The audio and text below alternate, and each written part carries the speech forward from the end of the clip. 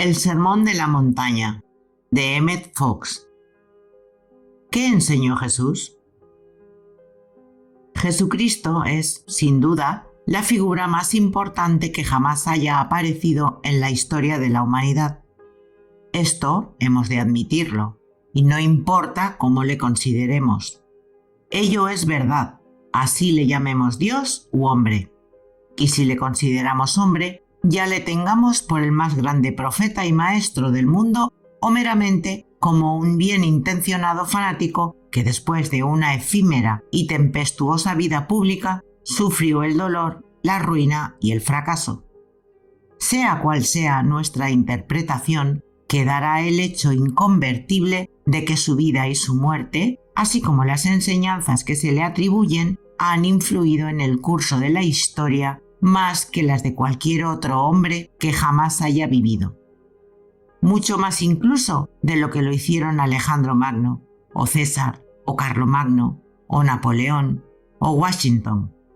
Son muchas las personas influenciadas por sus doctrinas, o al menos por las que se le atribuyen. Se escriben, leen y compran multitud de libros acerca de él.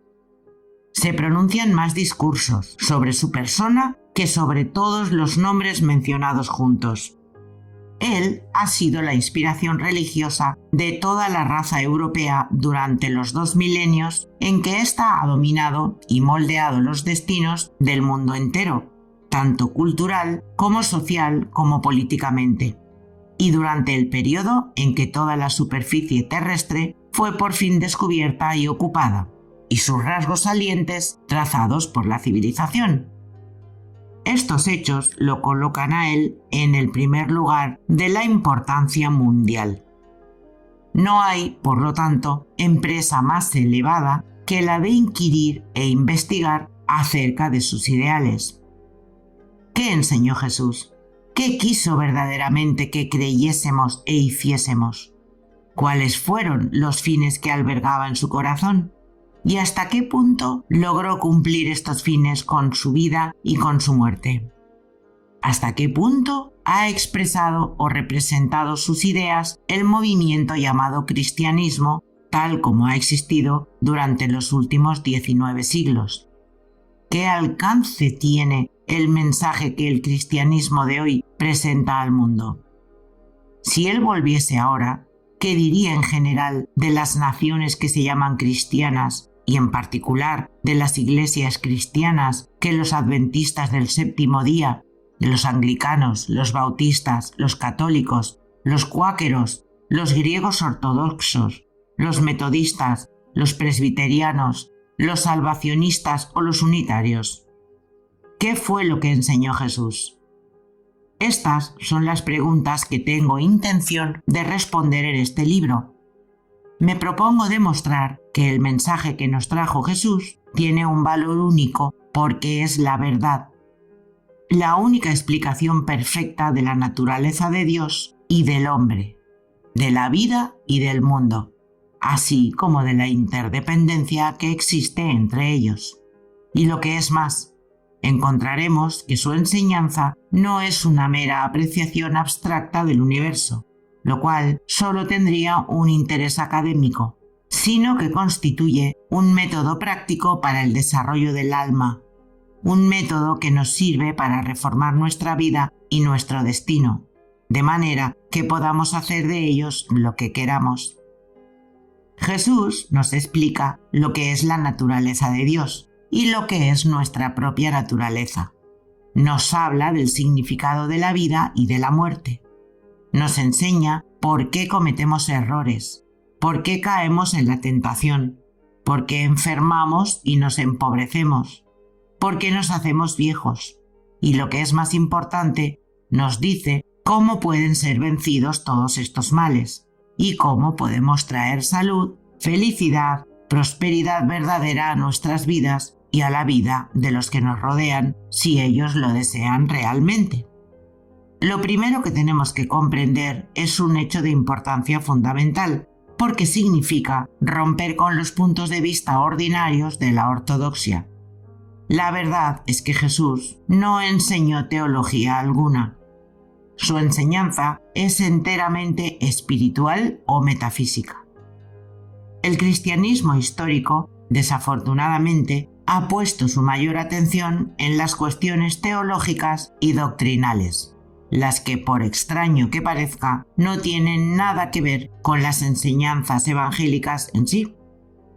Mucha gente sencilla se sorprenderá al comprobar que todas las doctrinas y teologías de las iglesias son invenciones humanas, nacidas en la mente de sus autores e impuestas a la Biblia desde fuera. Pero es así. No hay absolutamente ningún sistema teológico o doctrinal que pueda ser hallado en la Biblia. Sencillamente ninguno. Personas honradas que sintieron la necesidad de obtener cierta explicación intelectual de la vida, creyendo también que la Biblia era una revelación de Dios al hombre. Llegaron a la conclusión de que una debía encontrarse dentro de la otra, y luego, más o menos inconscientemente, se pusieron a crear aquello que querían encontrar, pero les faltaba la llave espiritual y metafísica. No estaban afirmados sobre lo que podemos llamar base espiritual y, en consecuencia, buscaron una explicación de la vida puramente intelectual o tridimensional, y es imposible explicar la existencia con semejante criterio. La explicación verdadera de la vida del hombre descansa en el hecho de su identidad esencialmente espiritual y eterna, y en que este mundo y la vida que intelectualmente conocemos no son más que lo que muestra un corte en sección de la verdad completa acerca de él, y un corte en sección de cualquier cosa, sea una máquina o un caballo, no puede darnos ni tan siquiera una explicación parcial de lo que es el todo. Mirando a un rinconcito del universo, y eso con ojos entreabiertos, y colocándose en un plano exclusivamente antropocéntrico y geocéntrico, los hombres han creado absurdas y horribles fábulas acerca de un Dios limitado y semejante al hombre, que rige su universo tal como un reyezuelo oriental, más bien ignorante y bárbaro, que maneja los asuntos de su pequeño reino. A este ser, así creado, se le atribuyen toda suerte de flaquezas humanas, tales como la vanidad, la inconstancia y el rencor. Luego surgió una leyenda forzada e inconsecuente acerca del pecado original, la expiación por la sangre, el castigo infinito por transgresiones finitas, y en ciertos casos se añadió una doctrina increíblemente horrible de la predestinación al tormento eterno o a la felicidad eterna. La Biblia no enseña ninguna teoría semejante, y si estuviera en los objetivos de la Biblia sostener tal cosa, ello aparecería claramente expuesto en algún capítulo u otro, pero no es así. El plan de salvación, que figuraba con tanta prominencia en los sermones evangélicos y en los libros de teología de la pasada generación, es tan desconocido para la Biblia como lo es para el Corán. Nunca hubo tal plan en el universo, y la Biblia no lo expone en ninguna manera. Lo que ha sucedido es que algunos textos oscuros del Génesis, ciertas frases sacadas acá y allá de las epístolas de San Pablo y unos cuantos versículos aislados de otras partes de las Sagradas Escrituras, han sido entresacados y reunidos por los teólogos para sostener la clase de doctrina que, a su parecer, debería encontrarse en la Biblia. Jesús desconocía todo esto. Claro está que él no es en modo alguno como Poliana o un optimista.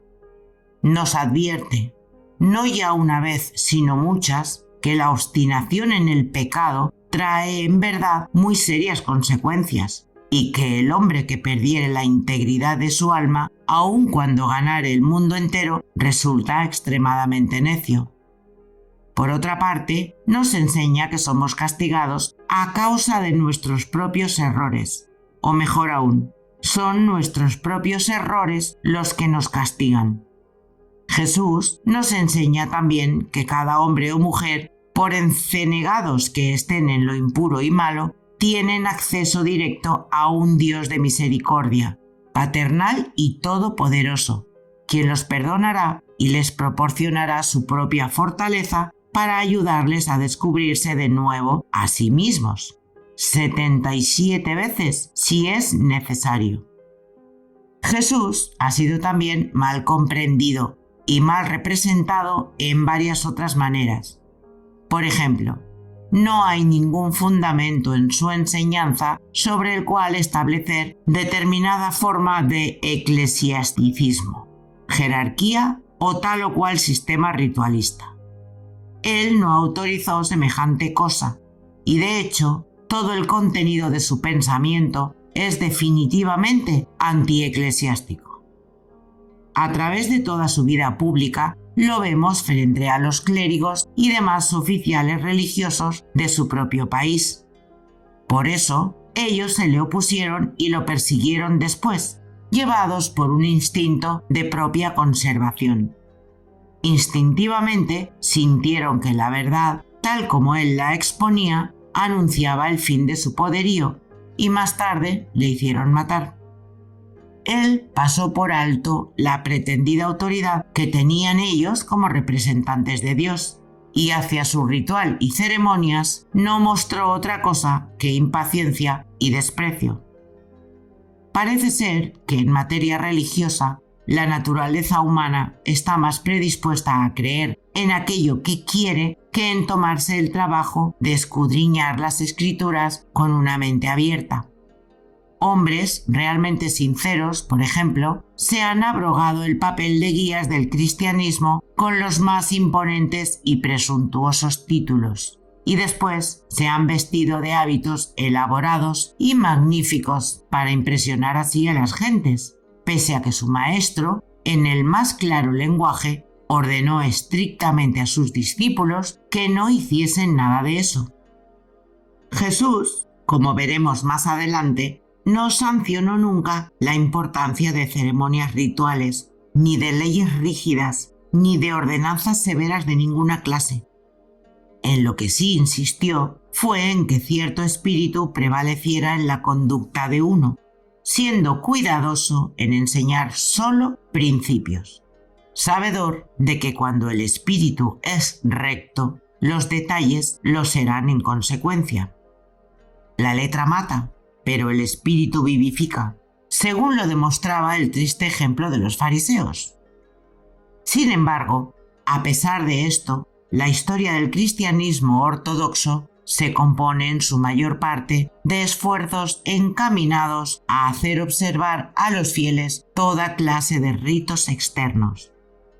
Un ejemplo lo tenemos en los puritanos, al querer imponer a los cristianos el sábado de los judíos como día de descanso, a pesar de que las leyes sabáticas eran una ordenanza puramente hebraica. También lo tenemos en los crueles castigos sufridos por los que descuidaban lo referente exclusivamente a la profanación del sábado.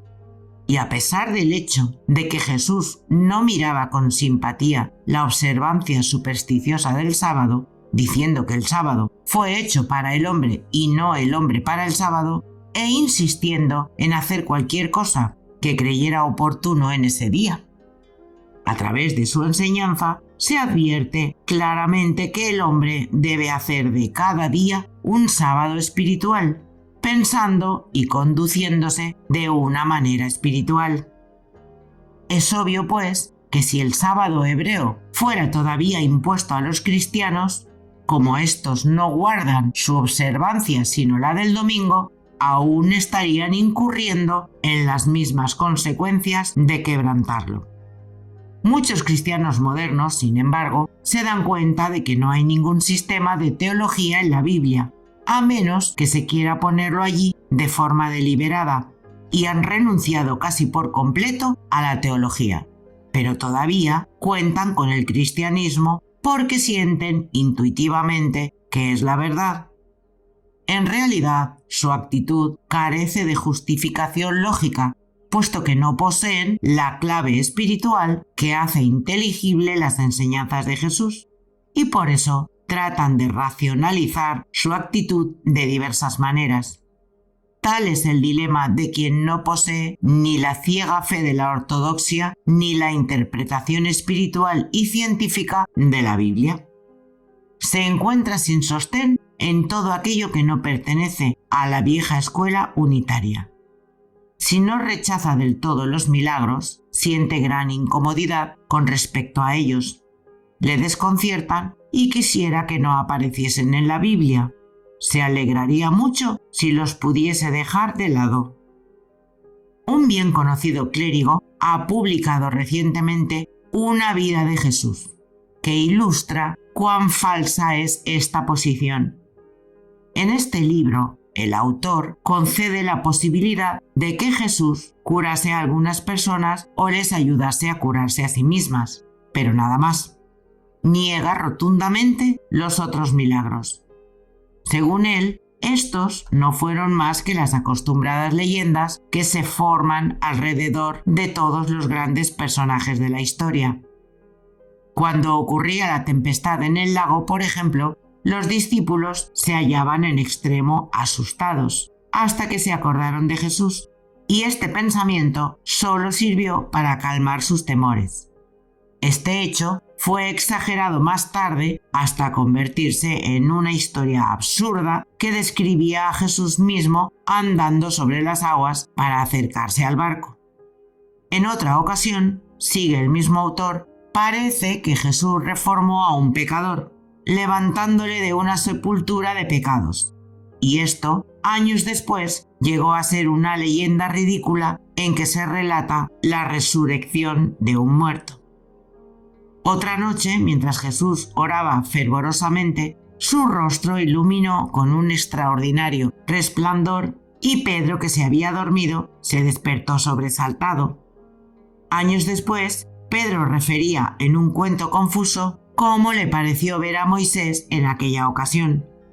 Así se creó la leyenda de la transfiguración, y tal es el origen de otros y otros ejemplos semejantes. Por supuesto, debemos escuchar con compasión los argumentos sinceros de un hombre que se haya impresionado por la belleza y el misterio de los evangelios, pero faltándole la clave espiritual. Cree sentir que su sentido común y toda la erudición científica de los hombres están en contradicción con el contenido de esos evangelios. Pero no es tan sencillo. Si los milagros no sucedieron realmente, todo el resto de los evangelios pierde su significación real. Si Jesús no creyó que fuesen posibles tratar de llevarlos a cabo, nunca es cierto por ostentación, pero sí constante y repetidamente. Si él no creyó y enseñó muchas cosas en franca contradicción con la filosofía racionalista de los siglos XVIII y XIX, entonces el mensaje de los evangelios es caótico, contradictorio y carente de todo significado. No podemos eludir este dilema diciendo que Jesús no estaba interesado en las creencias y supersticiones de su tiempo, y que las aceptó más o menos pasivamente porque lo que le interesaba en verdad era el carácter. Este es un argumento débil, porque este carácter debe incluir una comprensión de la vida inteligente y vital a la vez. Asimismo, debe incluir ciertas creencias y convicciones definidas acerca de las cosas de importancia valedera. Pero los milagros sí ocurrieron. Todos los hechos que los 4 evangelios relatan de Jesús sucedieron, y muchos más. Muchas otras cosas hizo Jesús que si se escribiesen una por una, creo que en este mundo no podría contenerlo en los libros. Jesús mismo justificó con sus obras lo que la gente estimó ser una extraña y maravillosa enseñanza. Pero él fue aún más lejos y dijo, refiriéndose a aquellos que estudian y practican sus enseñanzas: «Las cosas que hago las haréis, y muchas más aún». Después de todo, ¿qué es un milagro? Los que niegan la posibilidad de que los milagros, apoyándose en el argumento de que el universo es un sistema de leyes que funcionan perfectamente sin que quepa el más mínimo fallo, están en lo cierto. Pero olvidan que el mundo que conocemos a través de los 5 sentidos y cuyas leyes son las únicas conocidas por la mayoría de los hombres, no es más que un pequeñísimo fragmento de todo el universo existente en la realidad, y que cada ley está subordinada a otra superior en un sentido de menor a mayor. Ahora bien, el recurrir de una ley inferior a otra superior no es realmente quebrantar la ley, porque la posibilidad de tal cosa cabe dentro de la Constitución Suprema del universo. Por eso, en el sentido correcto de lo que la violación de una ley implica, los milagros no son posibles. Empero en el sentido de que todas las leyes ordinarias y las limitaciones corrientes de lo físico pueden ser abrogadas y contrarrestadas por algo más alto que las comprenda. Los milagros, en el sentido coloquial de la palabra, no solamente son posibles, sino que pueden ocurrir y ocurren. Supongamos, por ejemplo, que un lunes nuestros asuntos se encuentran en tal condición que, humanamente hablando, es seguro que antes que la semana termine se producirán determinados cambios. Puede tratarse de cuestiones legales, acaso alguna dura resolución judicial o problemas físicos en nuestra salud corporal. Puede que una alta autoridad médica haya decidido que es indispensable una operación muy delicada, o aún más, que estime su deber decir al paciente que no hay esperanzas de que recobre su salud. Ahora bien, si en presencia de tales condiciones el sujeto en cuestión puede elevar su conciencia por encima de las limitaciones del plano físico, lo cual no es más que una enunciación científica de lo que hacemos cuando oramos, las condiciones de ese plano serán cambiadas y de un modo del todo imprevisto e imposible normalmente. Las trágicas consecuencias esperadas se desvanecerán. La sentencia legal no se producirá. El paciente se recuperará en lugar de tener que sufrir la operación o de morir, y las cosas se arreglarán para el provecho de todos. En otras palabras, los milagros, en el sentido corriente de la palabra, pueden suceder, y en efecto suelen suceder como resultado de la oración. La oración realmente tiene el poder de cambiar las cosas. Y sí, gracias a la oración, las cosas pueden venir en forma muy diferente a como hubieran venido de no haberse orado. No importa cuál sea la dificultad que enfrentamos. No importa las causas que la hayan producido. Suficiente oración barrerá la dificultad. Solamente debemos ser perseverantes en nuestra apelación a Dios. La oración, sin embargo, es al mismo tiempo una ciencia y un arte. Y fue a la enseñanza de esta ciencia y de este arte que Jesús dedicó la mayor parte de su ministerio. Los milagros de los evangelios sucedieron porque Jesús tenía aquella comprensión espiritual que le daba un poder en la oración superior al que nadie había tenido jamás. Encontramos otro intento de interpretar los evangelios digno de tomarse en cuenta, que es el de Tolstoy. Este trató de presentar el Sermón del Monte como una guía práctica de vida, tomando sus preceptos literalmente y pasando por alto la interpretación espiritual de la cual no era consciente.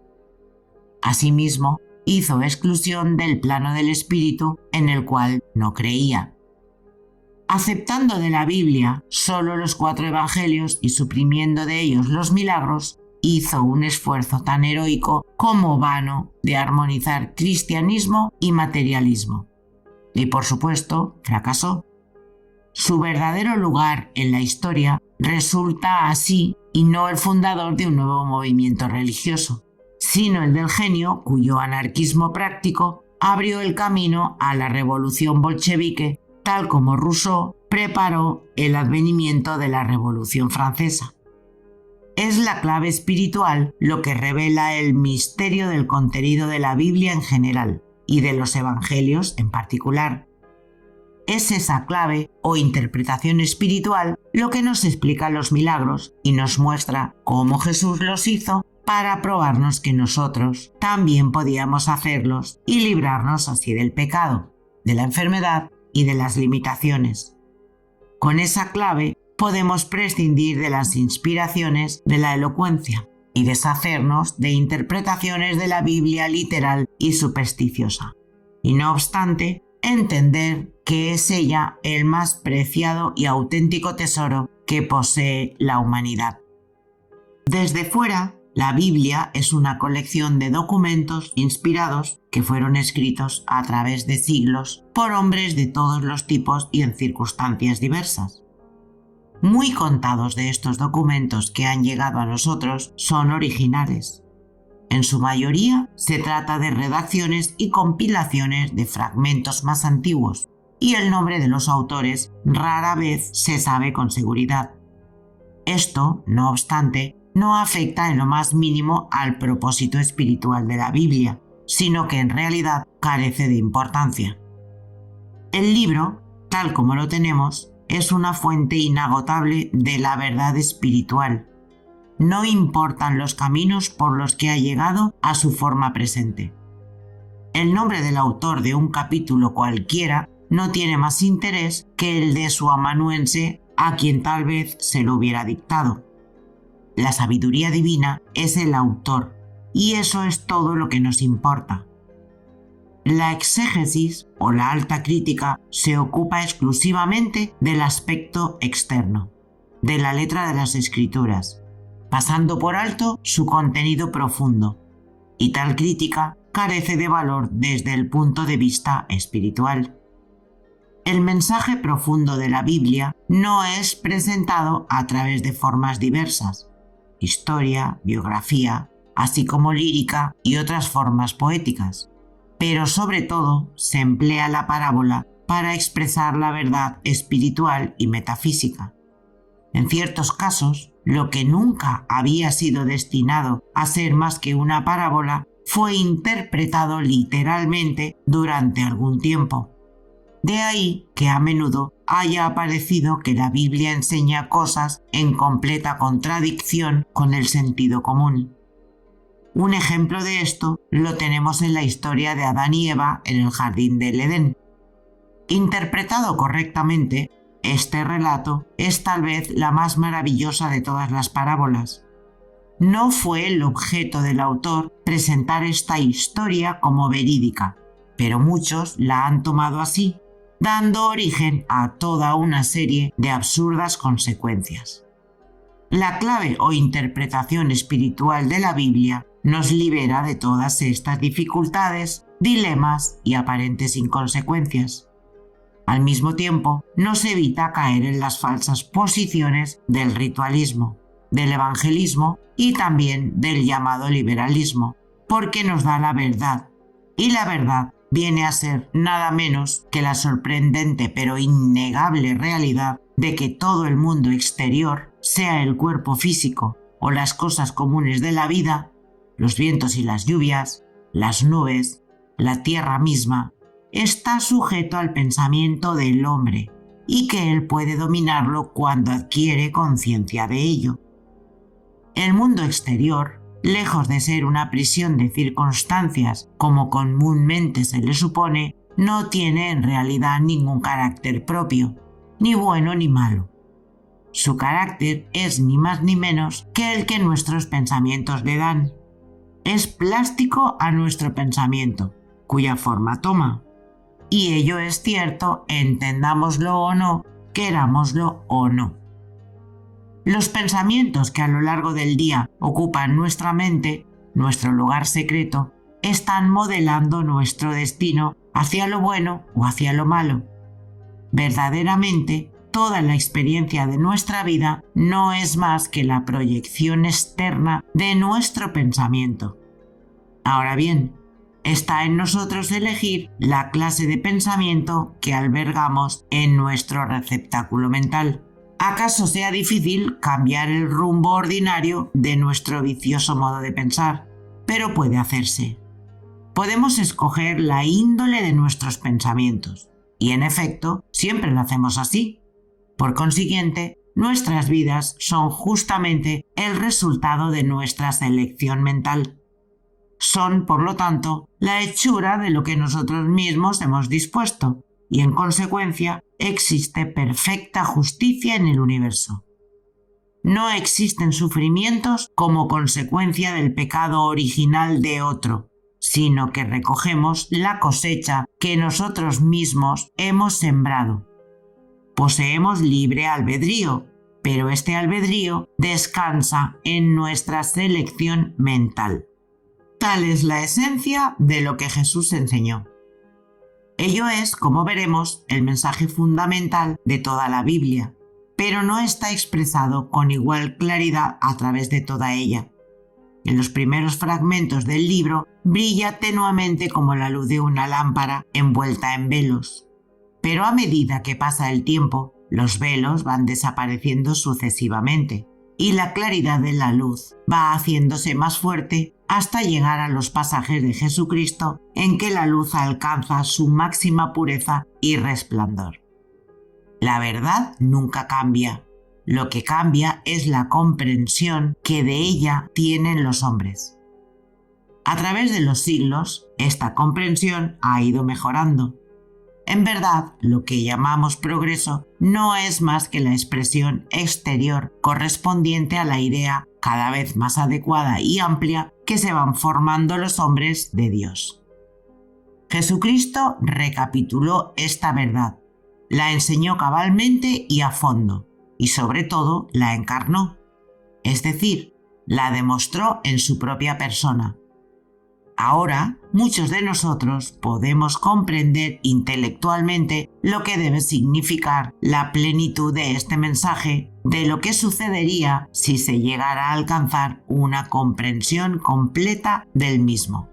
Pero lo que podemos demostrar es algo muy diferente. Aceptar la verdad es el primer paso, pero poco hemos adelantado hasta que no la probemos en nuestras acciones cotidianas. Jesús demostró todo lo que enseñó, hasta la victoria sobre la muerte en lo que llamamos la resurrección. Por razones que no vienen al caso explicar aquí, sucede que cada vez que superamos una dificultad por medio de la oración, prestamos una ayuda a toda la raza humana en general, presente, pasada y futura, y la ayudamos a vencer esa misma clase de dificultades en particular. Jesús, al vencer toda suerte de limitaciones a que la humanidad vive sujeta, y en particular venciendo a la muerte, llevó a cabo una obra de un valor único e incalculable, y por eso es lícito llamarle Salvador del mundo. En una ocasión de su ministerio que estimó conveniente, Jesús quiso reunir y expresar toda su enseñanza en una serie de discursos, que probablemente le llevaron varios días, hablando quizá 2 o 3 veces al día. Este ordenamiento ha sido comparado en ocasiones y con bastante exactitud a cierto sistema de escuelas de verano que tenemos hoy día. Jesús aprovechó aquella oportunidad para hacer un resumen de su mensaje, o lo que es lo mismo, para poner los puntos sobre las íes, como se dice vulgarmente. Es natural que muchos de los presentes tomaran apuntes, los cuales fueron más tarde debidamente reunidos y ordenados como el Sermón del Monte o el Sermón de la Montaña. Cada uno de los 4 evangelistas recogió material de aquel sermón de acuerdo con sus puntos de vista personales, y es Mateo quien nos da la versión más completa y coherente. La presentación que él nos ofrece es una codificación casi perfecta de la religión de Jesucristo, y es por esta razón que se ha escogido la versión de Mateo como texto fundamental para este libro. Mateo contiene lo esencial. Es personal y práctico. Es conciso y específico. y no obstante su enseñanza es pictórica de luz. Una vez que el sentido de sus conceptos ha sido debidamente comprendido, no falta sino ponerlos fielmente en práctica para obtener enseguida los resultados. La importancia y el alcance de tales resultados estarán en relación directa a la sinceridad y constancia con que sus instrucciones sean aplicadas. Esta es una cuestión individual que cada uno tiene que responderse a sí mismo. Nadie puede salvar el alma de su hermano o pagar la deuda de su hermano. Podemos y debemos ayudarnos unos a otros en determinadas ocasiones, pero es menester que cada uno de nosotros aprenda a hacer su propio trabajo y a dejar de pecar antes que pueda sucederle una cosa peor. Si lo que deseamos realmente es cambiar nuestras condiciones de vida, si realmente queremos transformarnos, si de verdad anhelamos la salud, la serenidad y el cultivo espiritual, debemos poner nuestra mira en el Sermón del Monte, porque allí Jesús nos dice lo que tenemos que hacer. La tarea no es fácil, pero estamos seguros de que puede realizarse porque otros lo han hecho. Mas es necesario pagar el precio, y este consiste en aplicar estrictamente los principios de Jesús en cada aspecto de la vida y en cada hecho cotidiano, tanto si sentimos el deseo de hacerlo como si no, y especialmente en aquellos casos en que nos sentimos inclinados a no hacerlo. Si estamos dispuestos a pagar ese precio, entonces el estudio de este magnífico Sermón de la Montaña se convertirá para nosotros verdaderamente en el monte de la liberación.